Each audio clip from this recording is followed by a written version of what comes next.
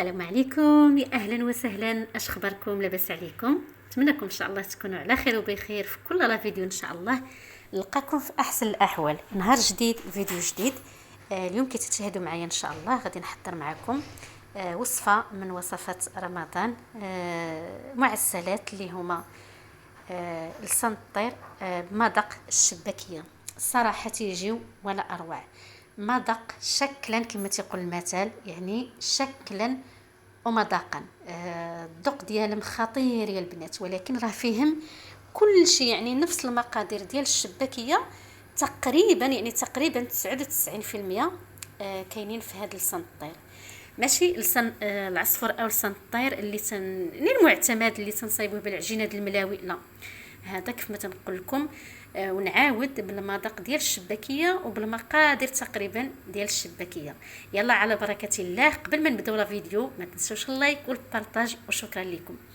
هنا عندي كيلو لارب ديال الدقيق اللي هو خاص بالحلويات، دقيق اي دقيق مهم خاص بالحلويات، الفورس المعروف. هنا عندي نصف فات من يعني كيلو لارب. عندي 4 كاس ديال الزبده مذوبه مزيان كما تشاهدوا معايا هنايا. كي تشاهدوا معايا هنا عندي نص كاس ديال الجنجلان مطحون، وعندي نص كاس ديال اللوز مطحون حتى هو بقشورو غير ممسوح. عندي هنا عندي هاد نص كاس ديال الماء فيه واحد الضويمه ديال الزعفران مذوبه، وعندي الماء الزهر، اي نوع من الماء الزهر تكون عندكم. عندي المسكه الحره اللي هي المستيكه، وعندي الاصفر بيضه، عندي ملعقه ديال النافع او اليانسون، وعندي ملعقه ديال القرفه. وذكرت معكم قبصه ديال الملح. تنتمنى ان شاء الله اني نكون عطيت الوصفه مضبوطه. وعندي راس معلقه صغيره ديال الكوزه. يعني هادو هما المقادير اللي انا ذكرت معكم. تنتمنى ان شاء الله اني نكون عطيت الوصفه مضبوطه. وخليكم مع لا فيديو، حاولوا ما تزربوش لا فيديو ضروري البنات، لان باش تكون الوصفه مضبوطه ومكموله بقاو تكملوا البنات الفيديوهات، لان بزاف ديال البنات تلقاوهم ما مكملينش لا فيديو نهائيا، فقط داخلين شايفين ومزربين. صراحه راه ما تستافدوا لا نتوما لا حنا كذلك. حنا اصلا ما تنستافدوش حاليا، ولكن غير باش تكون الوصفه مضبوطه معكم. المهم تنبداو نجمعوا هذا الشيء هذا اللي انا ذكرت معكم كامل، اللي هي كما قلت لكم اللي هي نص كاس ديال الجنجلان محمر ومطحون، نص كاس ديال اللوز اللي هو ما محمرش غير ممسوح مطحون، 4 كاس ديال الزبده مذوبه، ضويمه ديال البنه اللي هي ديال الزعفران مذوبه في الماء اللي هو دافئ، ما زهر عندي نص كاس حتى الكاس ديال ما زهر، عندي مسكه الحره، وعندي ملعقه صغيره ديال القرفه، ملعقه كبيره ديال النافع او اليانسون، وعندي راس معلقه صغيره ديال الكوزه. هادو هما المقادير. تنتمنى كما قلت لكم ان شاء الله تكون واضحه معكم في المقادير. عندكم الزعفران الحر شعره يمكن لكم تستعملوه، انا ما تواجدش عندي فلهذا ما درتوش. كما ذكرت معكم يمكن المقادير راهم بحال المقادير ديال الشباكيه، ما نقصاش فيهم شي حاجه اللي هي كثيره. الخل نقص فيهم ما كايناش الخل. ودرت البنات معلقه صغيره ديال الخميره ديال الحلوى، يعني الساشي ديال 7 غرام كافي. حتى هذاك راه انا درته، يمكن ما ذكرتوش معكم. صافي غادي نخلطوا هنا نجمعوا بالماء، يعني غادي نجمعوا بالماء عادي من الروبيلي. انا ديك القريعه ديال المزهر درتها صراحه كامله، ما احتاجتش الماء بزاف. يلا درت كاس بقى منه واحد شويه، قول كاس لارب. صافي تنجمعوها. العجينه ديالنا ما تكونش قاصحه بزاف وما تكونش جاريه بزاف. المهم هنا خليكم معايا حتى غادي نجمع العجينه كامله، ولكن غادي نعطيها شويه ديال الدلك لان العجينه تتبغي الدلك، يعني ضروري غندلكها شويه.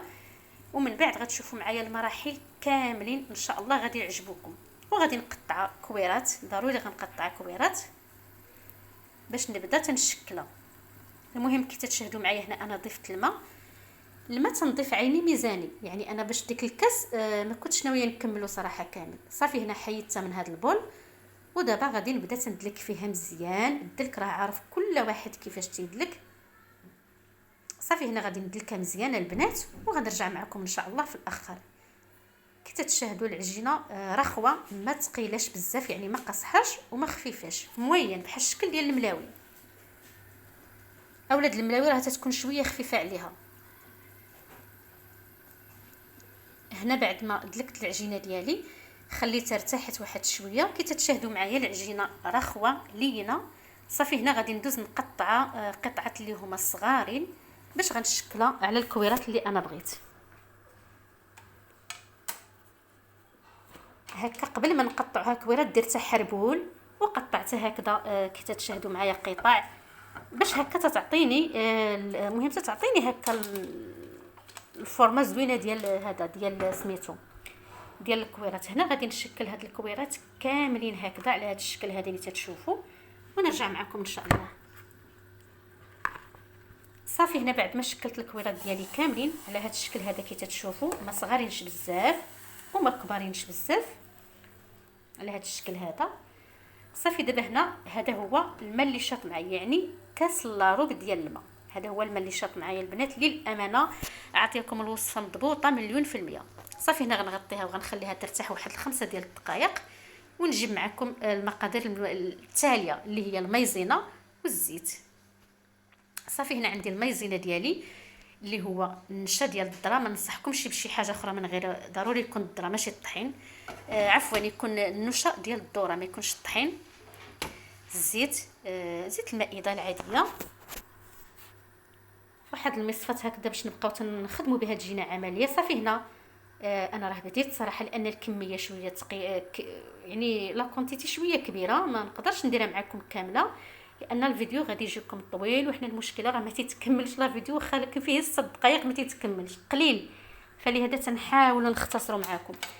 هنا البنات تنطلق وحده بالدلاك بعد ما رشيت مايزينا، تنطلق بالدلاك وحده يكونوا مطلوقين نفس الحجم، يعني الحجم ديالهم يكون قد ما يكونش شي كبر من شي.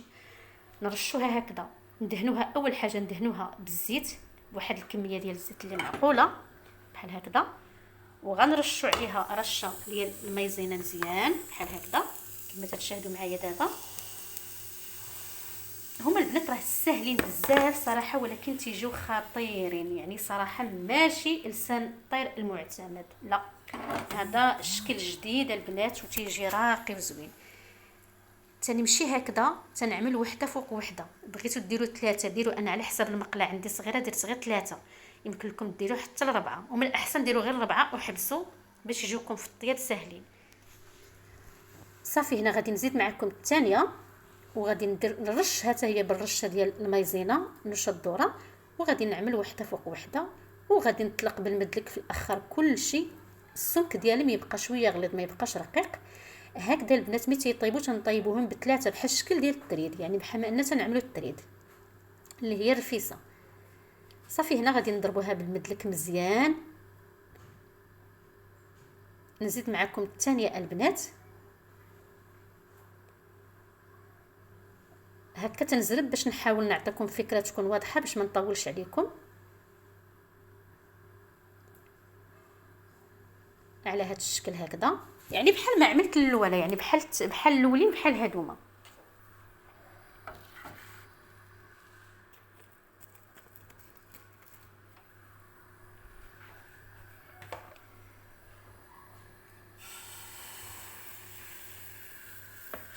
صافي بحال هذا الشكل هذا كما تشاهدوا معايا دابا.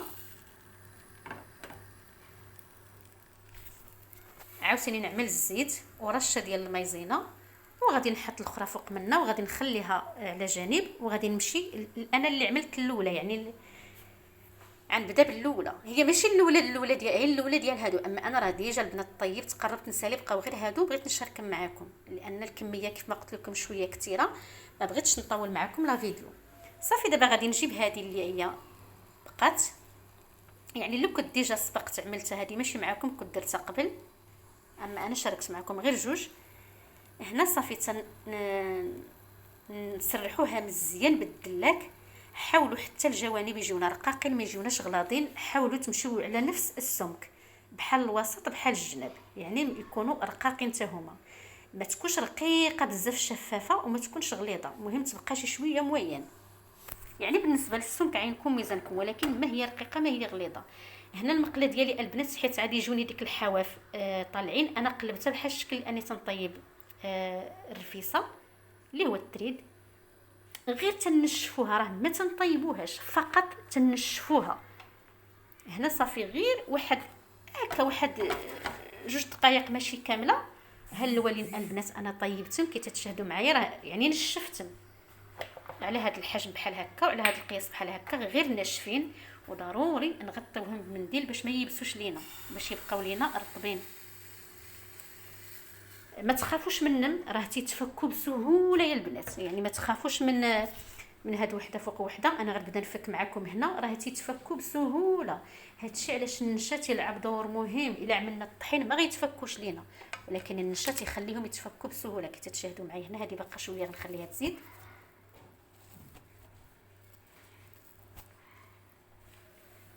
هكا نبقاو نشفوا حتى الجوانب، حتى هما نشفوهم. اللي نشفت نحيدوها بحال هذه، صافي غادي نحيدها وغنقلب هذه باش تنشف من الجهه الاخرى. عاوتاني نهز هذه حتى هي نحيدها بسهوله يا البنات. كي تتشاهدوا راه رقيق ماشي غليظ بزاف، ماشي رقيق بزاف. تنبقاو ندوروا بحال هكذا وحنا تنشفوا. نركزوا على الحواف اللي هما الجناب ديال سميتو ديال هدايا ديال الورقه، بحال هكذا نشفوها. وغنمشيو للثانيه حتى هي عاوتاني نفس الطريقه. صافي غادي نمشي هكا حتى نسالي الكميه اللي معكم كامله، وغنغطيها طبعا وغنخليها ترتاح. صافي البنات، هنا انا غاديه معكم حتى نكمل ونرجع معكم في الاخر ان شاء الله.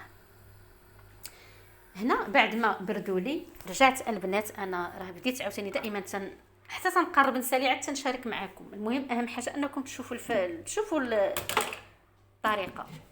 هنا عندي شويه ديال الطحين بحال الشكل اني غادي نصايب هكا قنينطات ولا نجمع بريوات. فزقتو بشويه ديال الماء، خلطتو وتنبدا هكا تندير ورقه مع ورقه تنسودي، يعني تندير 2 الورقات بحال هكذا وتنلوي. ما تزيروش بزاف وما تخليوهاش مرخوفه بزاف، موين.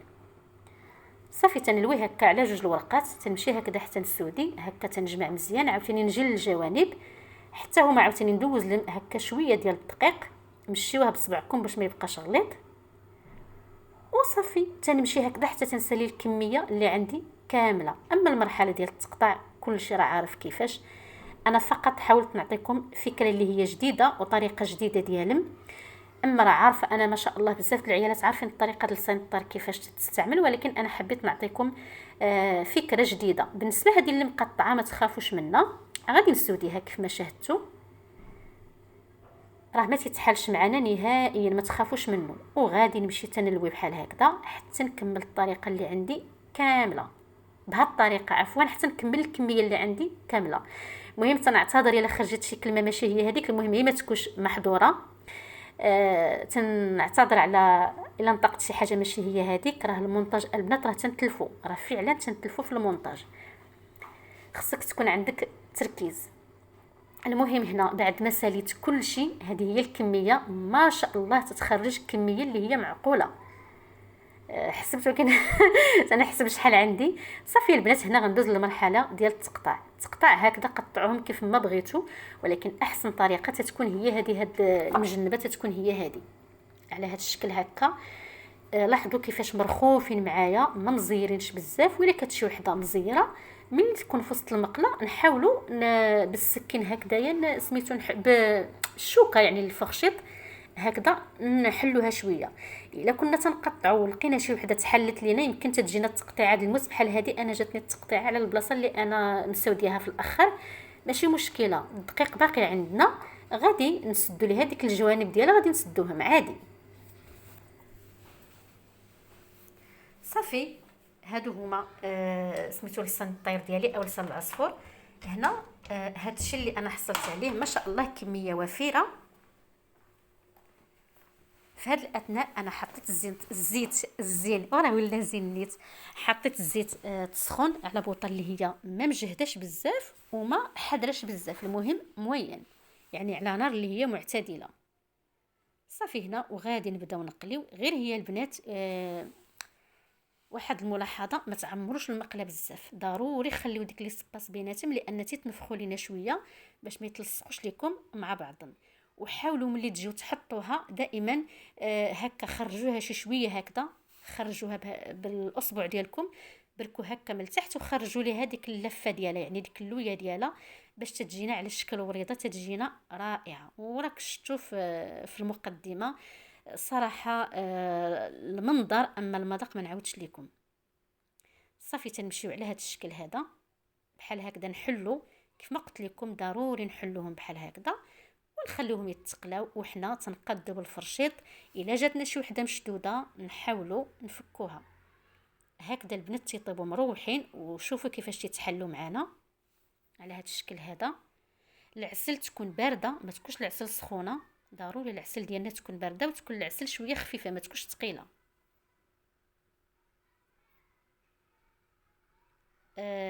صافي البنات تنمشيو على هذه الطريقه هكذا حتى تنساليو، ومباشره غادي نبداو تنحطوهم في العسل.